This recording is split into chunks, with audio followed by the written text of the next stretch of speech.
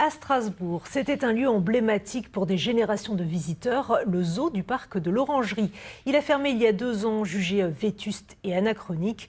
Aujourd'hui, la ville a présenté le projet qui devrait le remplacer, un parc animalier pédagogique dont les premières activités débuteront dès demain. Catherine Munch, Guillaume Bertrand. Aujourd'hui, les cages de l'ancien zoo de l'Orangerie à Strasbourg sont vides ou déjà démontées, comme celle où vivaient les macaques. Ici, il n'y aura plus aucun animal sauvage captif exposé au public. Le pan qui faisait la roue, c'était pas mal, mais je sais que c'était pas agréable pour lui parce qu'il était en captivité. C'est vrai que ça n'avait pas l'air entretenu et ouais, on sentait qu'il y avait un manque de moyens derrière. Le projet de parc animalier pédagogique porté par la ville sera mis en œuvre par 5 associations locales et une fondation allemande pour les animaux sauvages.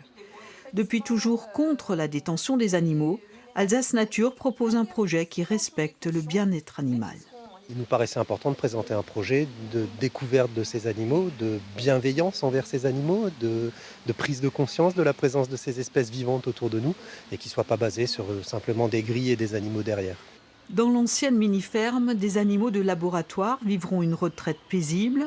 Cochons, poules, lapins y évolueront en liberté et le public pourra y découvrir leur comportement.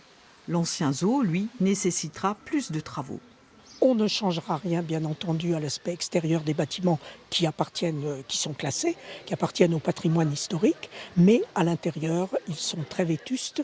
Le zoo y a été pendant des années et des années. Il faut donc les réhabiliter et les adapter. La Ligue de protection des oiseaux y installera un point relais où le public pourra apporter les animaux sauvages blessés trouvés en ville, comme des écureuils, des chauves-souris et bien sûr des oiseaux. D'ici 2027, une fois que les travaux seront terminés, on aura vraiment une antenne du centre de soins, un complément, on va dire, par rapport à ce qui existe à Rosenwiller.